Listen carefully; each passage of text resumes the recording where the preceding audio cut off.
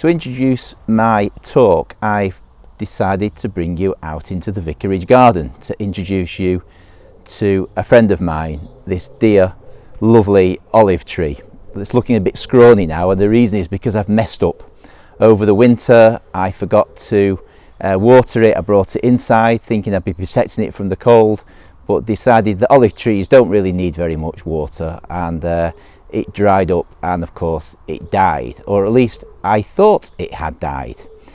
But I decided to give it another chance because the tree is actually quite special to me. It was given as a leaving gift when I left St Peter's Halliwell, when I finished my curacy there, by a group of the older congregation members who I met with regularly for a midweek group. And so it's something that I treasure, that I want to keep, and I want it to carry on not just living but thriving. So I decided I would give it another chance. I cut back the branches, and I noticed as I cut them back, some of them still had a bit of green in the centre, and so I just kept talking to it nicely and nurturing it and waiting and waiting. And as I waited, slowly I started to see new buds of life appearing. It took quite a few weeks, but now, as you can see, the tree has taken on a whole new appearance. The trunk was originally spiral wrapped when it was bought and given to me, but there was no leaves coming out of it originally. Now lots of new shoots have appeared.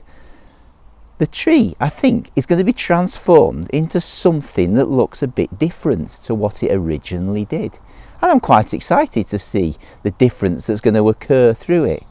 It's been through some tough times, you could say, but I, as the gardener, have shown some patience with it to give it another chance and see how it, through these difficulties, perhaps it's going to transform into something new, maybe even more beautiful than it originally appeared.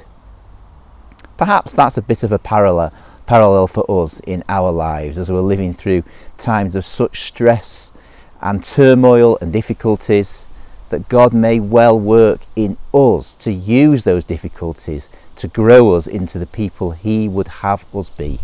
And of course, part of that today is how we can grow in patience through these difficulties.